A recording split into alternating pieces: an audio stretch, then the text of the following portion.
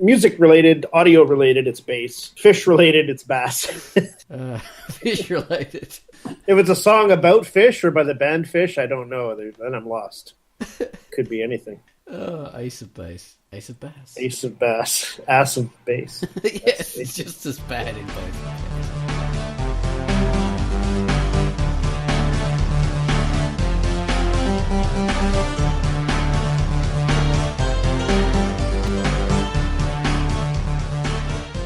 Hello and welcome to Quackcast number 342. We're in the month of October now, so what we're going to do is a horror kind of Halloween themes. Halloweeny. So it's like that's like a sausage made of pumpkins. Yes, it's like a barbecue, a scary barbecue or something. Yeah, exactly. Horrifying orange sausages. All long and veiny. That's a neat idea. No, that's hot. That's even oh horrific. my lord. Okay, but so we haven't got Pit or Chance because Pitface is in Great Britain, England, Pommyland as we call it in Australia. She's over there and she's just taking a momentary break. She'll probably be back next week. And Tanserine has got Tance issues. She's got like coughing fit, headache. I think she's got typhoid or cholera. Oh my god. Or consumption, something like that. Oh my goodness, it's terrible. Black plague. I don't know. It's old fashioned. She's an old fashioned girl. She's got the whole lot. Tanzerculosis. Yes, that's exactly it. Tanzerculosis. Yeah, it's named after her. She's typhoid Tance. Okay. But so we're going to talk about horror, seen or not seen, seen or unseen. Which is scarier? Obviously, it's unseen. That's going to be the answer. Yeah, it's going to be space between. Exactly. Mic drop. Just to show a blank screen, and then there's a perfect horror movie. It is. You paid $30 to go see, like, I don't know, 50, however much money in your country it costs to see a film. $20. I don't know. You gotta get a babysitter. You know, all the comedians always tell us. Oh, yeah. You gotta get a babysitter. You gotta park your car. Park the car. Before you know it, it costs you friggin' $1,000 to see a movie. Pay for the popcorn and the drink. So when I go and pay that much to see a movie, I want to see nothing. So I get scared. Scare your pants off. But yes. Before we get into that, I have to mention the feature. Quiet Guxay gave us the feature, and the feature was Fun Streak. Fun Streak. So give us your most funnest streak. Kwai, go. Hello, this is Quiet Guxay, and the feature I've selected for this week is Fun Streak by Area 51, and it is rated E for everyone. Reading Fun Streak is about as fun as running buck naked across a football field during a halftime show. The comic strips vary between standalone jokes that last a page to actual drawings made on the DrawQuest app. This comic has jokes that are inspired by pop cultural references, modern times, and life. The art is drawn and colored with digital paint. The page sizes vary, but mostly show up in a half-page comic layout. Break away from a busy day with some humor and read Fun Streak by Area 51, rated E. And that was the featured comic by Kawaii, which is called Fun Streak. Hope you enjoy that. It looks really cool. Funny, which it should be with a name like that. You'd expect it to be funny. Alright, so after that we have the featured music that Gun Wallace has given us. Lovely, lovely Gun Wallace. And he's given us the theme to Cayenne Courageous, which was a comic that Kwai featured a while ago, which is a really nice sort of black and white hand-drawn work, and it's really cool. And the music I would describe is, it is, let's say, groove on down to the funk. Let's go back to the 1970s. Chow down on some fat, tasty bass. Chow down on some fat, tasty bass. Or some bass if you like some fish. But a lick of That'll be best. lick of catchy repeating riff, and it's the music of the streets, hot, fresh, and savory. So take it away, Gun Wallace.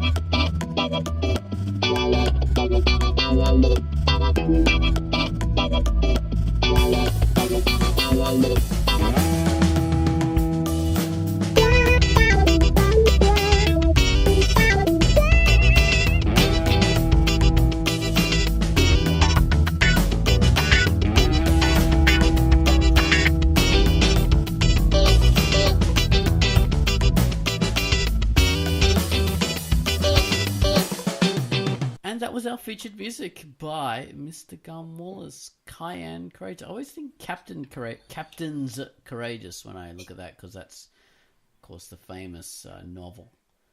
I don't know who wrote it, but that's what made that kind of KK thing, or CC, whatever it is. Oh my It's actually- gosh! it's There's C. so many gaps in your education. We're uncovering so Yes. much. Basses and the author of Captain's What is Courageous. courage? Cat and captain. What letter do they start with? So many things to learn. Exactly. Well, this comic starts with Cayenne Courageous with a K. That confused me with a K. It confused me with a K. You see, Yes. it should be with a C. All right. So, seen or unseen? So this is the thing. I think that goes back to the early days of horror movies when monsters. It probably even goes back before that, actually. But in the early days of horror movies, practical effects, they were always practical effects. They weren't that great, so you couldn't really show the monster on screen too much, or it'd look stupid. Well, the monster did look stupid, and you wouldn't be scared. Yes. So you had to keep it away as much as possible, and then it would be really scary. So that's where it came from, I think. But I think that came from actually before that in plays and things. Can you hold that thought? I'm sorry. Oh, Can we edit right there just for a moment? I have to run into the pause. indisposed room. Okay. So yeah, I think that might have started with plays or at least puppet shows and things like that. There were some early actually, there's always been horror things, or scary ghost stories or whatever. So I think that's where it started. But we're talking about, we're not going all full Bravo here, so I won't really go into that. All right, so like in horror movies, like seen or unseen, what do you reckon? I mean, Where it started, I don't know, man. I don't know if it was just like you said, limitations. Is that what you're getting at? Like the sort of the limitations of technology with puppets or early film or yeah, well that's or whatever. I would imagine. that's the common knowledge kind of way that it started. Not showing the monster, because if you did show it, it'd be less scary because the effects weren't that great. The man in the rubber suit, and the more time you have the man in the rubber suit on the screen, the less scary it is. So I think famously in Jaws, they didn't want to show, they couldn't show the shark on screen too much because it wasn't great. Or at least Spielberg didn't think it was great. And that ended up making We've probably it scary. talked about it before. Yeah, that it actually ends up working really well and sort of becomes part of the horror movie vocabulary to not Precisely. show. But the thing is, that started way earlier in horror, just because it had always been that way. The monster was never that great, and the more you showed it, the worse, the less scary your film was. So the less time you did show it, then it was more scary. And of course, there were always films where they showed it more. Creatures in the Black Lagoon, you got a good point, there. good example. Yeah, and other films where they just didn't. I can't think of any from the top of my head because I'm not really a horror aficionado. Well, that's what makes me think. Like, was it, or not makes me think, but makes me wonder: was it an intentional thing because they thought in terms of the effects being bad in the early days, or is it more like they tried this and they tried that, and sort of lo and behold, accidentally or surprisingly, the unseen stuff just had a more powerful effect. As I understand it, when they made Jaws, I'm sorry, go ahead. No. Go on with Jaws. With Jaws, that thinking wasn't even there. Like, they weren't even thinking in those terms of like, well, don't show it at first; it'll be scarier. It was the malfunctioning animatronic shark that forced that. Yeah. I don't know if that's true, but that's the mythology now, anyway. And then people look at that, and as we're constructing sort of templates for making movies and doing modern horror, that's a big part of. I think budget limitations, blah blah blah. But it's like it actually enhances. I think people have used that as like their example, and that sort of came into the like the technical vocabulary then, but it had always existed, and it wasn't just a factor of limitations. Of course, I'm saying that the more you show the monster, the less scary it gets because it's not as it doesn't look as good on screen. That's true, but of course, famously with particularly in British scary stories, British ghost stories and things like that. Not so much like in horror stories, but in ghost stories, you wouldn't see as in like read about the monster or the horrible thing until right at the end, or maybe never. You'd only have intimations of the thing. You'd never really know what was causing the scary thing to happen, which would make it scarier. And this is writing.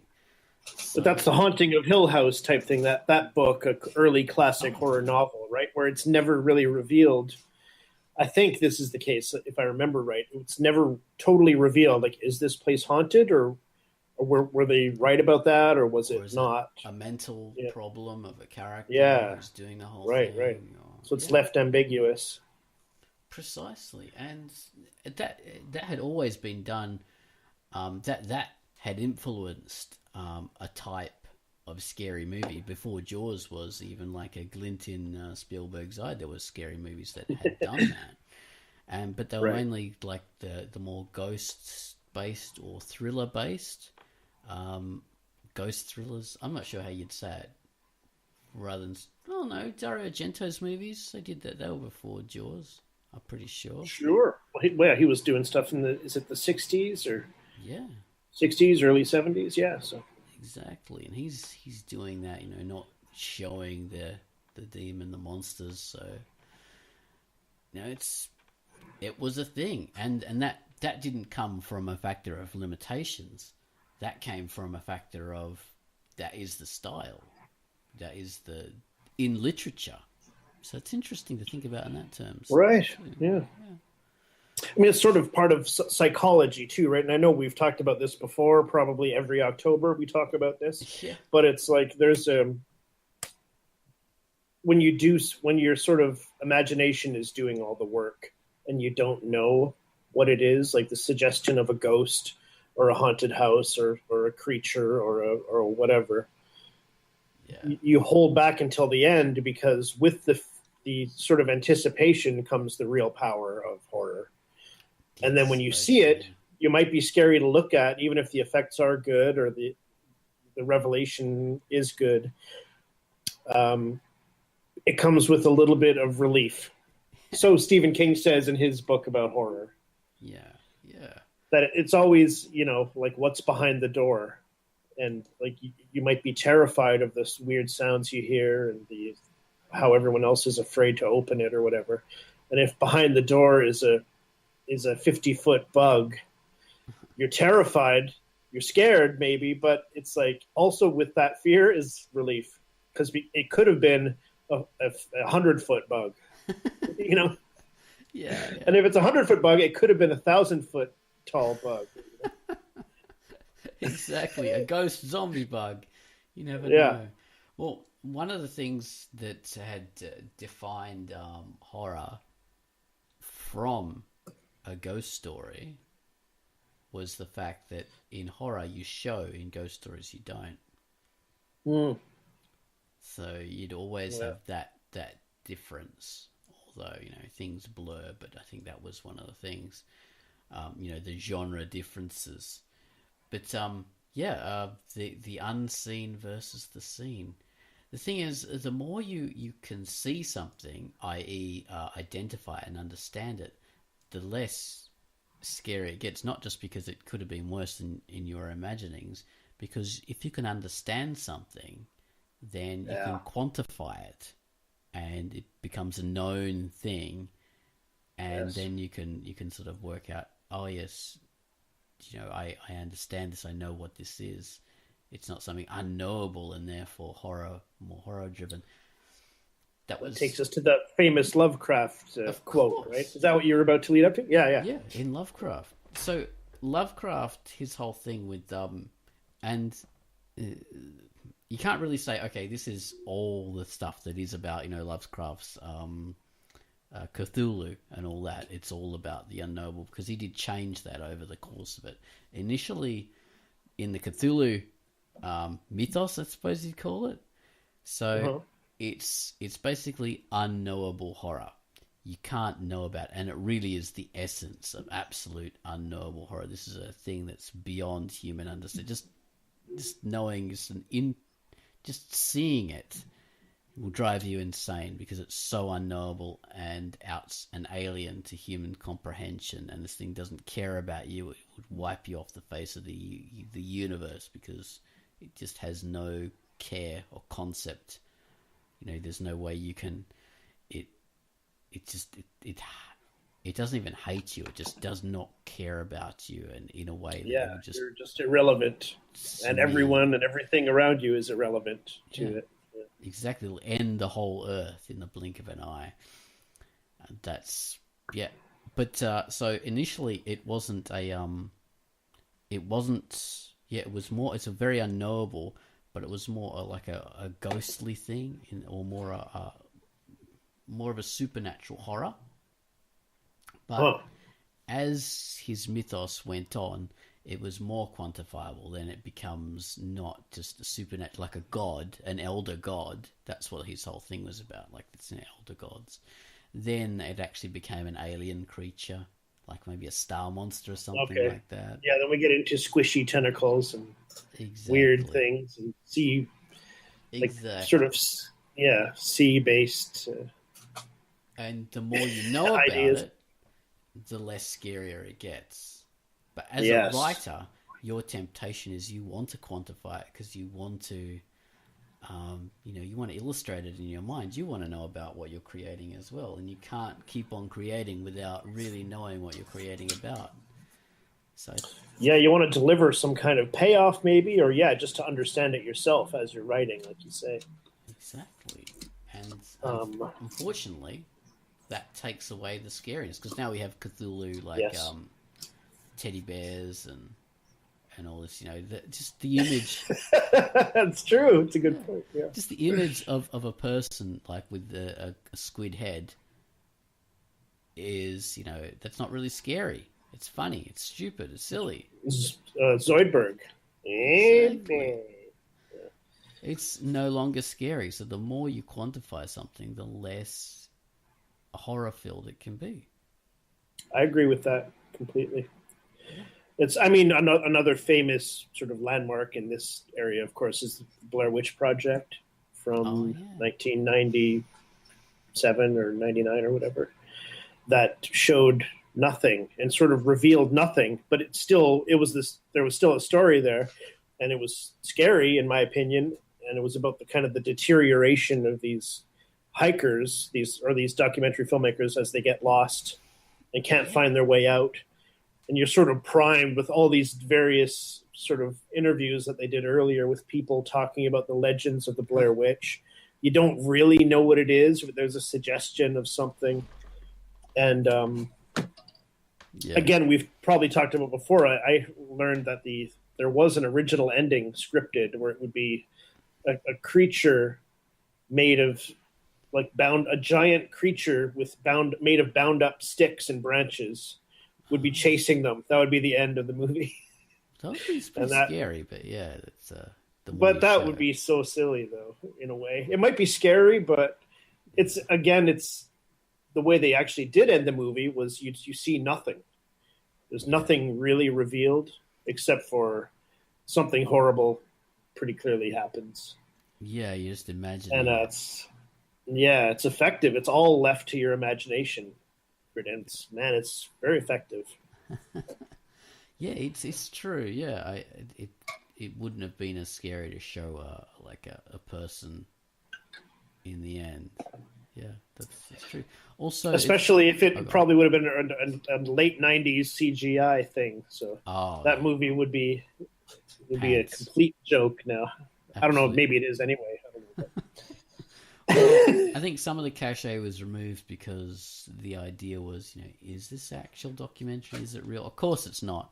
Any sensible person would know it's not. But for the more suggestible people, they can sort of imagine that, perhaps this is like a real found footage movie. I mean, oh my God. Oh, well, yeah, man. The marketing was very, very clever. Quite ingenious. The same marketing done, incidentally, by the Texas Chainsaw Massacre, the original. That was marketed as this is a true story. Oh yeah, as rather than like documentary footage, it was like of a true story. Yeah, so that went right. Yeah, slightly different version, but still a similar, tapping into this thing. I remember hearing about people in the '90s who were watching the Blair Witch, and it was my uncle, I think, went to work and a coworker was talking about this movie. He's like, I've only seen the first half, but it's an actual documentary about these hikers who got lost. And this guy was so excited. And then my uncle told him it's not real. It's just a movie. And the guy was so disappointed. So disappointed. Oh, and I wonder if that guy even bothered finishing. Yeah, it makes it less scary for him because that's the expectation you build up. And I was just thinking, well, say we have real horror in the terms of, say, there was that idiot who went and filmed himself meeting bears and he thought he was a friend of the bears. Oh, and yes. He gets eaten by the bears and they crush his skull, rip his face off and all that kind of stuff. But that's not. And there's audio of that. Yeah. It's disgusting. Right? Yeah. But that's not scary to people because it's quantifiable. We know bears exist, so bears aren't. Even though bears can be way scarier than any fictional witch or, any fictional movie monster, they will rip your face off literally off of your skull, and they will, crush your bones and chew you up while you're still living. They will eat you while you're still alive. But that's not scary to people because we know what bears are and they're fluffy and we imagine they're cute. I would imagine that there could be some fear to that though, even though you're right and it's maybe not ultimately scary. Yeah. The idea of that footage and then only the audio exists from when he's eaten by the bears. I'm too nervous to even listen to it, although I know that footage is out there. I wouldn't want to. That is pretty. The idea of it is unsettling. Oh, you could make that into a scary thing, but just the idea of it, the idea of bears. We don't see bears as some blood ravening monster the same way you imagine the Blair Witch would be, or some the thing. Sure. We don't imagine bears like that, even though they literally are. They are that incarnate. They could kill you just as fast. Yeah. Yeah, they're dangerous monsters. Yeah. Crocodiles as well. people always imagine, crocodiles are scary creatures. They're big and, nasty and unknowable, like a Cthulhu kind of monster, because you can't even know what they're thinking. But, they're slow and you just see them in the water and whatever. You make handbags out of them, so what? Whereas they will eat you up alive and drown you. And yeah, they're absolutely, they look like a horrible thing because they got all these teeth, thousands of teeth, like upwards and downwards, and these gigantic mouths. They could be like 7 meters long or something, as long as a school bus. Incredibly huge.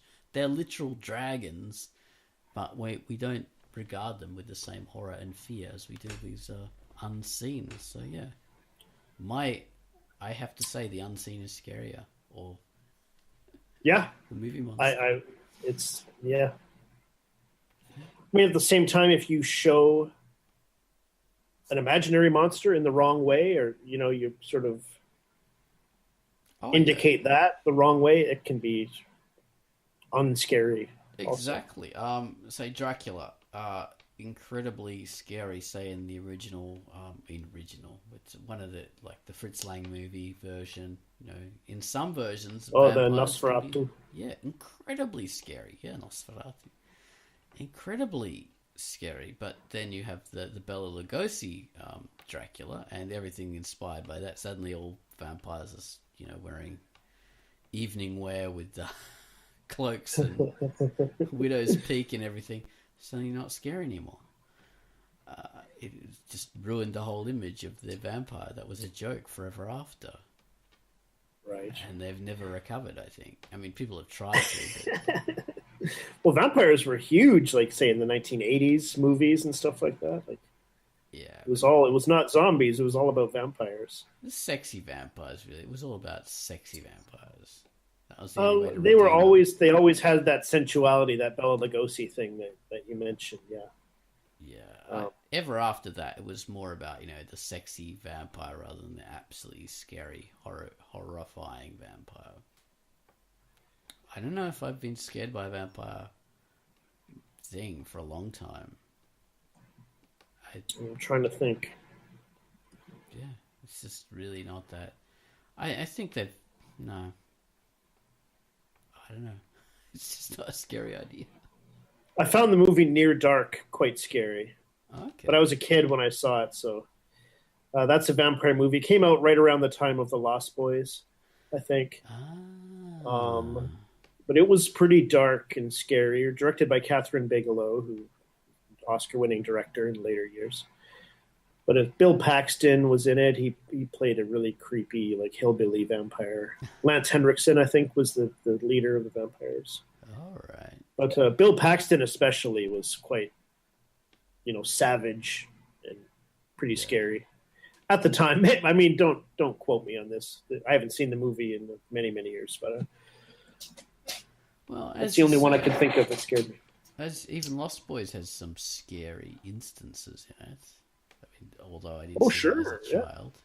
But it's scarier when you don't see them, like at the beginning of The Lost Boys, when the security guard or whatever he is leaving there. And you see that high overhead shot, where something's in the air way above him. Yeah. Pretty scary. Effective. That's the part that's scary. Not actually seeing the Lost Boys and, Kiefer Sutherland and all that looking very cool. Winter or whatever his name is. Yeah, all those, Alex Winter. Alex Winter, that's it. Yeah, looking all of them looking the punks. But yeah, the unseen, and then he just being pulled away, and I think there were blood and body parts falling down, and one. Maybe I'm just imagining that, it was dropped, boom, like an arm or something. I can't remember.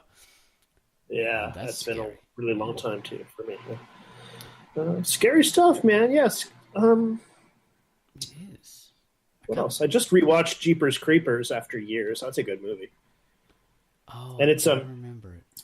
I've seen it, but I can't remember it. It's a road trip, brother and sister, and they encounter this creepy dude who drives a big metal truck, big rust bucket of a truck, and then they see him in the distance kind of dumping what looks like a body into a pipe. He's this dude with like a great big wide-brimmed hat and a big coat, and you can't really see him. Yeah. And it's revealed sort of piece by piece by piece. It's revealed, like more and more strangeness is revealed. You go from sort of a more realistic thing to completely over the top, but it's effectively done. All right. Even though you see quite a bit, it's sort of parsed out really well. Yeah. Like you that's see the him important- in shadow, and then Okay. yeah, it Well, works well. as you were saying, yeah, he sees someone in the distance, perhaps getting rid of a body, and you don't know. It reminds me of course, the famous Rear Window. I think Hitchcock Yeah. and then The Burbs is For another sure. thing that What was you don't inspired know. by that. Yes, you don't know what's going kind of thing. Yeah, you. The sort of go ahead. No, go on. The completely pared down version of that is a movie, or at least the first half hour, that works really well.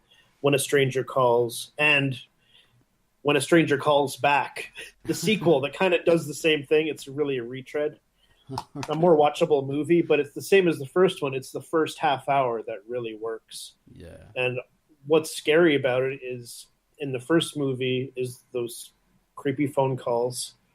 In the second movie, it's again a babysitter in the suburbs in the middle of the night, and there's a knock on the door, and can't see the guy on the other side, but he wants her to let him in, and it works, man. It's just that psychology thing. It's just that fear of the unknown. Oh yeah, And just by the time you see anything, it's just like you're terrified. It just primes you so well with that unknown thing, that unseen thing. Yeah, building up that tension. That's an important part of any story, to build up tension until you have the ultimate denouement, climax, or whatever. And the denouement doesn't even have to be a 1,000-foot bug or a Lovecraftian horror. a baffling horror.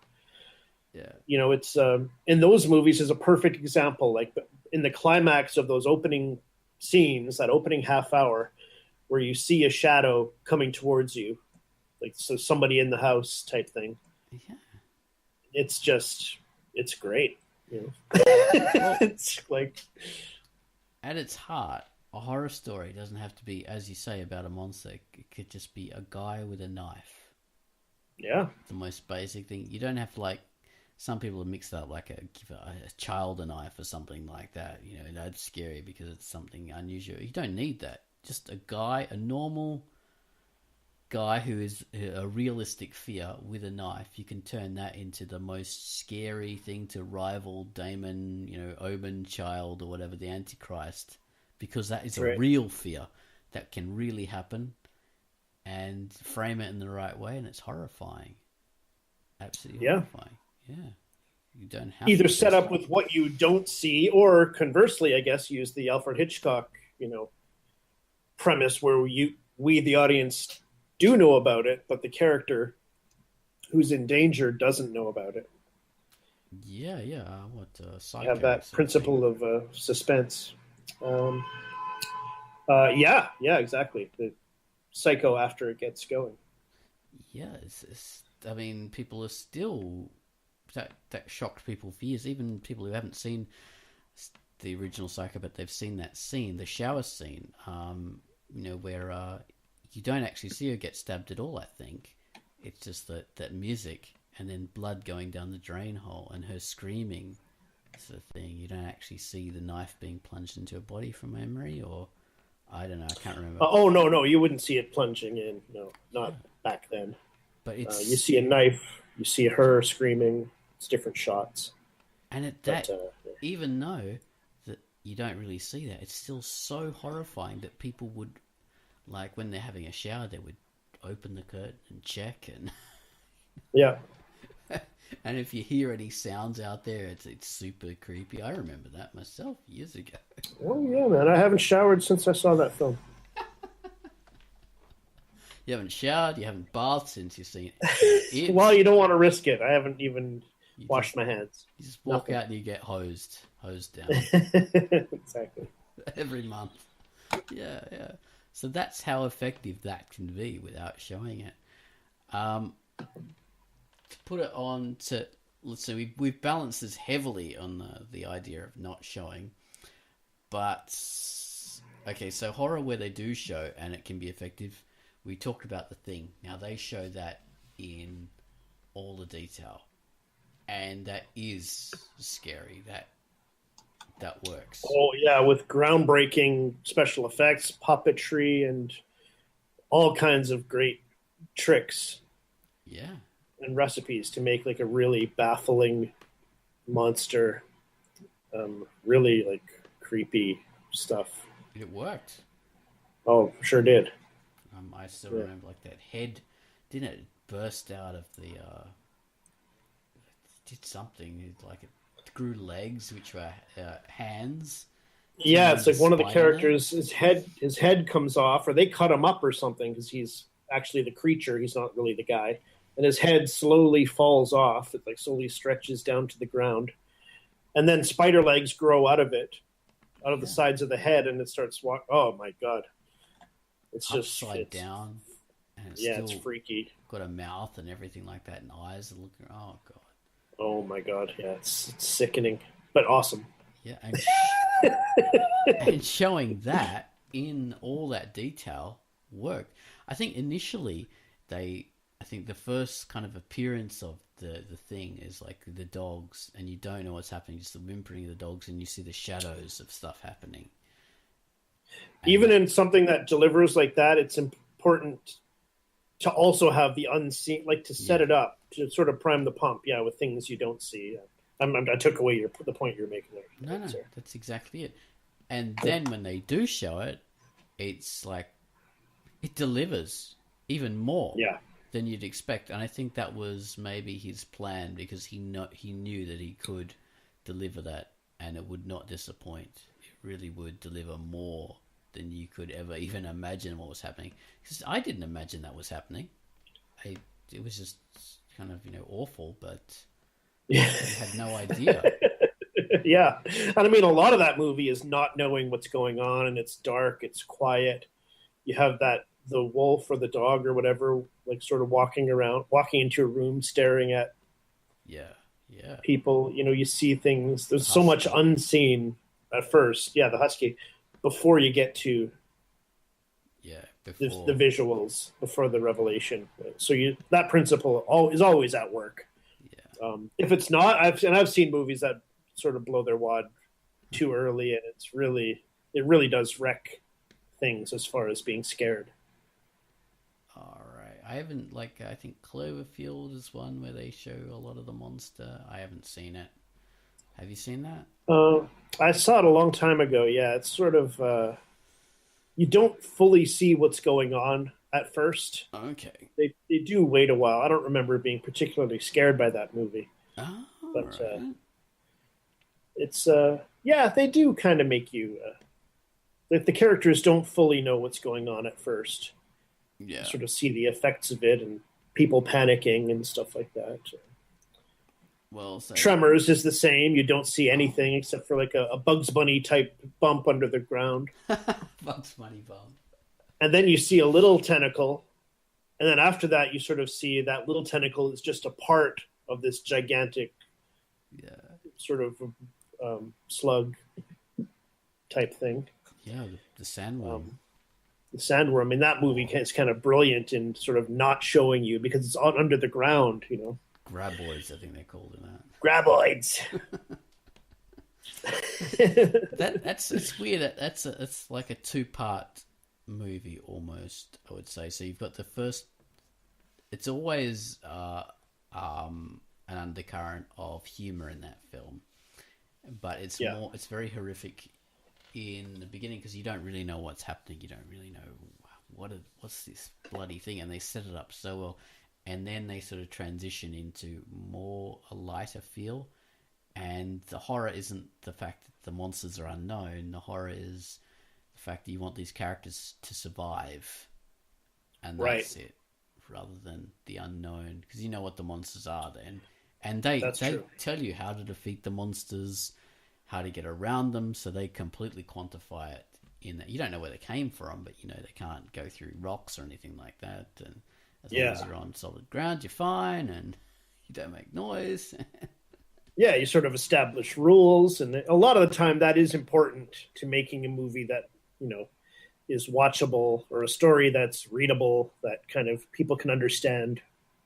Yeah, it's good to have boundaries in order to give your audience a reality, which makes it the suspension of disbelief so much easier, because then you can develop a logic within that world that has its own logic that makes sense.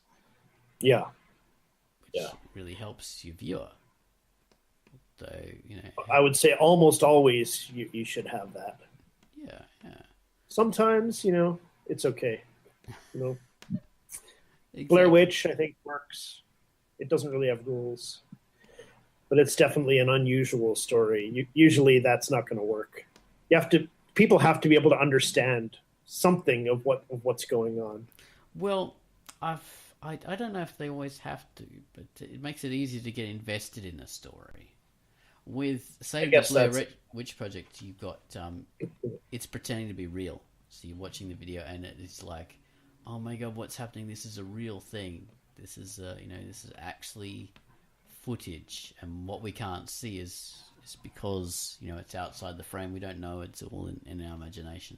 But the reality and the logic comes from, because it's meant to be the real world. So you put all your understanding of the real world onto these people, because this is supposedly all happening in the real world. So you don't need to really think about all the logic and the rules of reality. Right. Yeah. So that takes our rules. And this horror thing that's happening outside of the frame is just, it could be anything. But it doesn't really matter what it is. I know you're not really a big horror person, but what's the scariest scariest thing movie or story, or your scary thing of choice? Well, probably The Thing, I think. The Thing. The Thing is very scary. Yeah. Aliens, Event Horizon, that's pretty scary. Yeah. Just because of the anticipation. Actually, the scariest thing that I watched when I was little was Doctor Who, the original British simple Doctor Who. And that's something where they show the monsters, and the monsters are like, rubber-suited guys and whatever. For an adult, that's not so scary. But for a child, obviously things are more real, so you don't have to worry about that as much. And I would jump behind the couch, so I wouldn't actually see a lot of the stuff that was happening. So it would just be the sounds and the screams, and they did that well. They'd have the pacing, so it wouldn't just be like what was happening or what was you're imagining was happening. The music would build up, and then the horrible thing would happen, like the person would get killed or gotten by the monster, and then the music at the end of the Doctor Who would come up, and it would be that scream of the Mellotron or whatever it was. Yeah. And the Doctor Who would finish, and you just have that at the very end where that thing happens, so that would work, and you'd be in suspense. What happened? Did this? So that was scary. I could tell you an embarrassing story about myself seeing Doctor Who. Go on. I'm hesitating if I should, but so my brother and I, when we were little, the first time Doctor Who came on TV that we saw, it was just the theme music. I don't know if there was a teaser before the thing. I don't know. Didn't really watch it regularly or anything. But I don't know. So I don't remember if we saw something or if it was just the theme song. Okay. But the music and the theme song, and you're going really quickly into that tunnel, that wormhole tunnel thing or whatever at the beginning. Liquid mercury. Yeah. So that came on, and it's the music. It's like dun dun dun dun dun dun dun dun dun dun the whole thing. Yeah. And we started crying, both of us. Just the anticipation of that. Yes, just that was enough. Like we were like both crying. We were so scared. Oh yeah. And That's scary. we were 17 years old. No, 17. That is scary. The music, that scene, and then it's like, dun dun dun dun, dun and woo, yeah, woo, like it's creepy. It taking still you kind of into- gives me the creeps just thinking about it. taking you into that Lovecraftian kind of unknowable. The unknown, right? Like his Lovecraft's famous, like the oldest emotion is fear, and or the oldest and strongest emotion is fear, and the strongest fear is the fear of the unknown. Yeah, it's sucking you into that horror. And that's always what Doctor Who was for me as a child. It was so scary but compelling. Right. And they had done it well. Even though, like, say I started watching in the Pertwee days, I think. You know, how you've had the Doctor in his velvet suit and his frilly neck things and all that, frilly shirts. Very 70s stuff. Uh-huh. But that was quite a scary Doctor, Doctor Who. And then again, over into the Tom Baker days as well. So you had these monsters like, I remember the plastic ones, which were shop dummies. And so they're faceless shop dummies, but they actually come alive. Scary. And all they do is they walk in the streets, like in their like very jerky motions, and their fingers would pop open, so the fingers would break and open up, and there would be guns in there, and they shoot people. Oh my god. Okay. Yeah. So is that, maybe that's scary, maybe that's not, but to a child, to me, that was just horrific that these things would do that. Faceless, and just the idea of a faceless thing being alive. That scares me. Just hearing that scares me. Yeah. It really does. I think that's an old Japanese ghost story. Like, you'll see a woman or whatever, she'll be washing her hair, or it'll be someone you know, and they'll turn around and they don't have a face. It's be blank. Oh. That's just... Oh man. That's so horrific. That is. For some reason it is. Just hearing it. I'm literally just hearing it is scaring me. No face. Oh. Yeah. Oh, I love that. Wow. I love that stuff. Yeah. I was just remembered a film that did not show anything was Friday the 13th. I think the original one. Yeah. It shows pretty people much being nothing. killed, but you don't see who does it. Yeah, you'll see some feet walking behind people. Yeah. You'll see point of view shots, even people talking to someone. And in the first movie, it's not Jason. It's not hockey mask Jason. Yeah. It's someone, and we don't know who. Like at some point, a character gets a hitchhiking character gets a ride. You don't see the driver. You just see the hitchhiker talking to the driver, and they don't show you anything.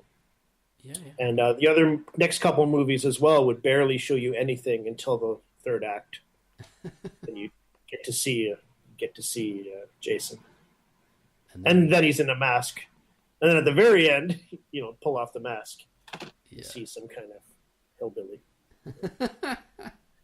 And then the horror more becomes just about like the methods of death. I mean, well, the horror really was always about the methods of death. I think the fact that you didn't see Jason for a lot of those really wasn't where the scariness came from. It was the fact that people were going to die. Yeah, I guess so. I mean, yeah, I don't know. I don't know if we even call most of those movies particularly scary. There's a certain tension to parts of them, I guess. It's tension, yeah. I mean, you're right. I'd only seen bits of the first movie for a long time, and then I saw the whole thing. It wasn't even that long, just a few years ago, and I didn't find it scary at all, really. I found it awful. Right. The deaths weren't appealing to me, but it was more funny than anything, really, because of how it was done. Yeah. It's just, I don't know why. There's something satisfying about that formula or something. I don't know. Precisely. Yeah, it's a very different kind of thing to horror. Unintentional comedy, I'm not sure, but yeah, not as scary. Yeah, maybe. Not as scary to me as Doctor Who. I think even if I didn't find it funny, and even if I didn't look at it in a cynical adult way, I would still have rated Doctor Who. Even if I saw it as a child, I would have found Doctor Who a lot scarier. Yeah, I haven't seen enough Doctor Who, but just the theme song scared me. Yeah, that's all. You never got past the theme song. Friday the 13th. I don't know if I know we talked about it at length off the air before, but part 4, I would say, if any of them are scary, it's part 4. Okay. That's the only one I find scary. Yeah. All right. In what? It's also got Crispin Glover laugh. The way it's shot, like the way it's directed, the way it's shot. There's a tension to it. They make you wait. Again, it's the not seeing. It's the anticipation. Like, and of course, Jason is supposedly dead, but you're waiting and waiting for him to come back because you know he is. Crispin Glover is always scary, no matter what. Crispin Glover is scary. He's brilliant in that movie. You see him dancing. No, that's horrific. Pretty funny. But the kill, like, they make you wait in that movie. That's probably why. Like, they sort of, the anticipation they build up. Yeah, they hold back, and the dude playing Jason is excellent. Also, but it's the sort of the timing of it and everything. I guess is what makes it work. Just apropos of nothing, I was watching this Cracked After Hours. They have this one of their skits, one of their features, and they're all talking about like the Friday the 13th movies, and they show this scene from Jason Takes New York. I think that's called. Right. And he's just walking along a New York street in the night. This gigantic guy, he must be like 7 feet tall, and he's past these people, and he sees there's a mailbox there, and he just kicks it out of the way. I just found that so hilarious. Big grumpy guy in a hockey mask. Exactly. It's like, I can step out the door to see that any night of the week. Yeah, that's a normal Saturday night in Canada. Exactly. Huge grumpy guys in hockey masks. What about the idea that what you're seeing, and this is probably more doable in a novel than in a movie. Yeah. But it's been done well in movies, where within, like, in story, you have some visuals so you can see some stuff, but there's the suggestion, and you buy into that suggestion that there's more behind that you don't see. The idea of a Lovecraftian, I guess that's kind of a Lovecraftian thing too. Like, you might see a squishy tentacle, or you might see a possessed, like, say, The Exorcist. Powerful visuals in that movie, really strong acting, and some tense scenes. But it's like, what's behind? Like the fact that it's a demonic force or the devil or whatever. Yeah, what is it? What actually is the movie makes you believe it, at least for that, for that hour and a half or whatever. It can show you some stuff, but it can engage your imagination. Yeah, it hints at bigger things, even though you are seeing something. Yeah, there's something bigger still behind it. Yeah, that is effective. That's maybe the most powerful. If you can do it, I mean, that takes some doing. I'm sure, to make that happen. I was thinking of examples from reality that have been like super scary. Okay, there's when you're going out to the we've talked about this before. When you're going out to take the rubbish out in the middle of the night as a child or whatever, and you're outside. To me, it sounded like you just said to take the rubber shower. The rubber shower. Yeah, well, that's even more scary. The rubber shower. It's like, what is that? Some Australian thing? But yes, you're going to take the rubber shower. Yeah, we're taking the trash out. Taking out the trash. To the dumpster, and so you're out there, and then you imagine something's looking at you, and then you run away. You run back to the house. There's that. The face at the window. So it's dark outside, and the curtains are open. There's a black window. What if there's a face? Just even the imagination of someone looking through the window is so fucking scary. my God. Absolutely. Yes. The ocean.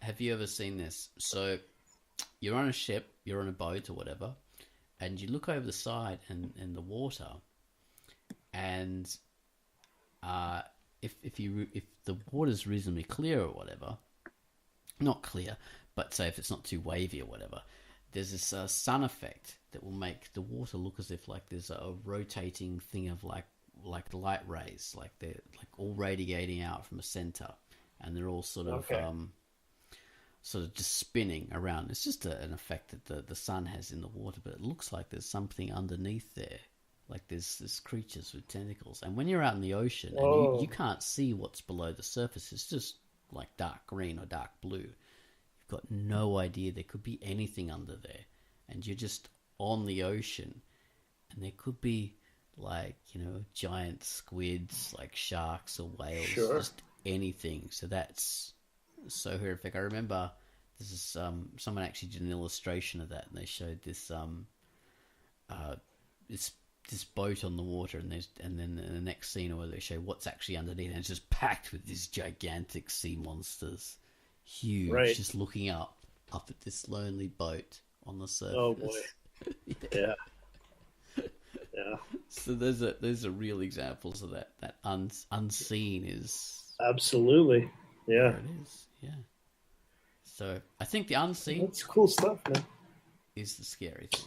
What do you reckon? Oh, definitely. If it's one or the other, go with unseen. I mean, even if stuff is seen, like we talked about, you have to use, and everyone knows this already, probably. Yeah, use that anticipation and use an unseen sort of, at least a tease. You have to prime. Say if you're writing something or whatever, you have to as set people up. Though, you have to set people up. Yeah, although you can, if you're good enough, but you have to be really good to be able to show horror and still make it effective. I think. Not that good, reasonably good. I mean, Nightmare on Elm Street. They build up at anticipation and stuff like that. But you know what Freddy is. And he's horrific just because of what he is and what he can do. His powers are horrific because they get you while you're sleeping, which is a scary thing. So that's still awful. In terms of, say, a serial killer or something like that, they can be scary if you don't know their motives.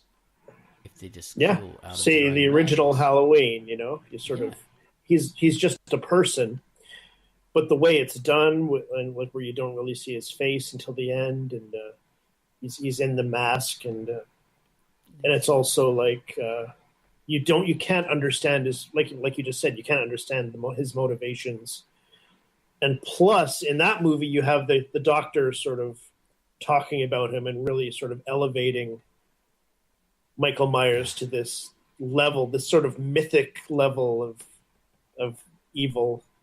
Yeah. Sort of gets you going. It's building up. So yeah, it doesn't have to be like a ghostly horror or a demonic horror. It can be like a human horror. No, not at all. Yeah, for sure. And it can even be a crocodile. It could even be a crocodile. Yeah. But yeah, it could be all those kinds of things. But you can. The thing is, it's not the fact of the unseen always being the scariness. You can show things and have them very scary. It just takes a little bit more skill, I think. It's how you do it, yeah. Yeah, it's sort of how you do it. There's this movie, Hatchet. I didn't see any of the sequels, and even this movie is pretty old at this point, but they reveal the creature. He's a man, sort of a deformed guy, but they reveal him really early in the movie, and it kind of it's an okay movie, but it sort of it ruins it. Yeah. Having him come out of the woods, shrieking and roaring and screaming in front of everybody. It's kind of like it doesn't quite work. Shrieking and roaring and screaming. Oh god. Yeah. Oh well, yeah. Then there's this movie. Oh man, I saw it just recently, and I liked it. It's called. Oh, what the hell is it called? I think it's called The Honeymoon. All right. It's on Netflix. I think that's what it's called. This newly married couple goes to this cabin. Yeah. The bride's family owns this cabin or something, and the wife starts acting very strange. Like she can't remember how to do basic things. Oh. She makes breakfast, like she makes French toast, but doesn't put any batter in it. It's just a piece of bread in the pan. And she's acting like everything's fine, but clearly like something's off. And it's quite scary for that reason, that you don't know what's going on. It's like what the person right in front of you is not, like there's something not right, So that's sort of that really nice feeling of dread. It scared me quite a bit. Dread and confusing. What's one of the things? Making the mundane, turning it upside down and making it awful or weird or wrong, which is an old technique. I think that is a key. What's the name? Stephen King kind of thing. I think he talks about that. You use the mundane. Probably, make it weird or wrong. So, can you think of any other examples of that? I agree with you. I'm right with you. Well, makes me want to go out and watch something that has that. Well, of course, Stephen King had that with the, say Cujo or something like that. So this dog becomes. I mean, that's not like weird or wrong, but that is a mundane thing. Just a dog that becomes a source of horror. And then you have things like Pet Cemetery, where it's you go and bury the pets, and these people come back, and they're wrong for some reason. And they should be. Sometimes dead is better. Yeah, it should be familiar. They should be normal, but they're not. There's something wrong with them. Yes, it's that kind of deal. Invasion of the Body Snatchers, which this movie, The Honeymoon, sort of suggests those kind of fears. That the world seems to be normal, but it's not. There's this short film on YouTube called There Are Monsters. Okay. And there's one scene in particular in a convenience store that really taps into that. It's very scary. And it kind of, the ending kind of screws it up, in my opinion. But it's still effective. Parasites controlling people, that's another thing that's quite... Sure. Oh, yeah, I remember that old Star Trek episode. It was a body snatchers type thing, full of parasites. There is, the most horrific scene in all of Star Trek: The Next Generation. Oh, jeez, absolutely. I couldn't believe they did that. And it was the only one that had a mature audiences warning. Oh, really? Yeah. Does anyone care about this who's not like 89 years old? I don't know. Watch Star Trek: The Next Generation. 53 years ago, watch season 1 of Star Trek: The Next Generation. Watch him get his head blown off, and the huge maggot that's living inside his body burst out screaming. Yeah, that was the thing. It was like the thing, right? Yeah. Not the crazy monster version, but like the person. I mean, it had that too, obviously. But the people being not who you think they are.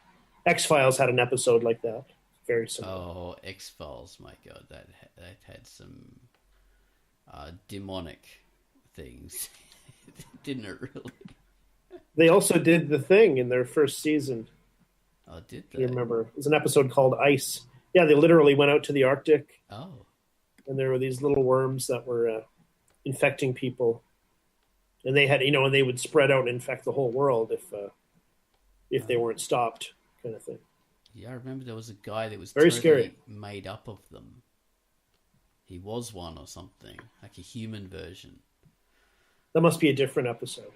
Yeah, it was scary.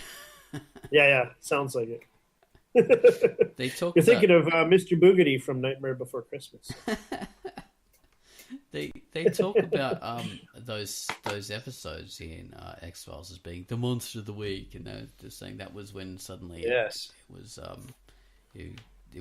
wasn't really finding its audience; it was just finding its feet. But I found that those the good ones. Oh, those are the best ones to me too. Yeah, I couldn't absolutely stand the whole the mythology. Yeah. Oh god, that was so aliens, boring. There's nothing less scary than aliens, except for Alien. The Oh, alien yes. is Yeah. scary, but Yeah. yeah, normal gray aliens, they're not scary at all. They're just dumb. You're an idiot if you're scared by them. All right. Well, I think All right, man. we've sort of reached the Well, end of it, and yeah. yeah. This has been an interesting Quackcast about the unseen. The unseen. We have other horror subjects to talk about the rest of the month. Still We can think of any. as many horror subjects as there are any stars in the sky. Stars in the sky. I knew you were going to say that. Beautifully put. All inhabited by unknowable Cthulhu and monsters. Elder gods. Just waiting. Dormammu's.